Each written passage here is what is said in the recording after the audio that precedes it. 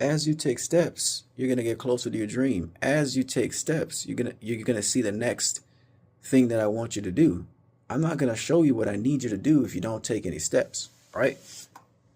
God wants you to take steps. He wants you to take steps towards everything that you do. God's not just gonna carry you to your dream. It's not a little joyride. This isn't free. God doesn't carry anybody to their dreams. He doesn't just pick you up and go like this, boom, there you go. Here's $1 million house. Here's $1 million in the bank account. You know, here's a family. Here's a home. No, he's got to build you up for that. You don't just throw a house on top of the ground and be like, okay, that's cool, whatever. And then the wind come by, it blows, and then boom, it's done. There is a foundation, right? God is our foundation, and then we build up from there, right? He said, like the fool that built his house in the sand, when the winds came and they blew, it crashed and it stumbled down. But the one that built it on the rock, Jesus Christ, right? The winds came and blew, beat on the house, but it didn't go down because it was built on a strong foundation, Jesus Christ. I don't get this motivation from me. I get this motivation from Christ.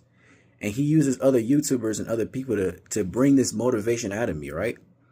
Like, I don't just make up motivation. Oh, boom, motivated, ready to work.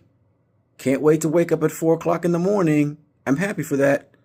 I'm grateful, yes. But do you hear anybody saying can't wait to wake up at 4 o'clock in the morning? No, you don't. But they know that's what they need to do to be great. There's just certain steps you have to take, right? You have to be different. You cannot be the same. And I thought for the longest time, yeah, let me just put in a little bit of work.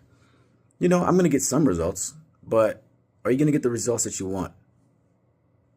The results that surpass the limits, right? You have to keep going and going and going and going and going. As soon as you get comfortable, that's when you start losing that fire that you once had before when you first started. Where's that fire? Bring that fire back when you had nothing in your pockets, when you had nothing to eat. What were you doing? You were grinding and grinding and grinding. But now that you made it, you're like, yeah, let me just lean back. Whoo! And don't get me wrong. God wants you to enjoy, you know, the toils and the work that you put in. But there's no reason to get comfortable now, right? You can always elevate in life. Don't be so happy with being comfortable, right? Bring that fire back. That's it.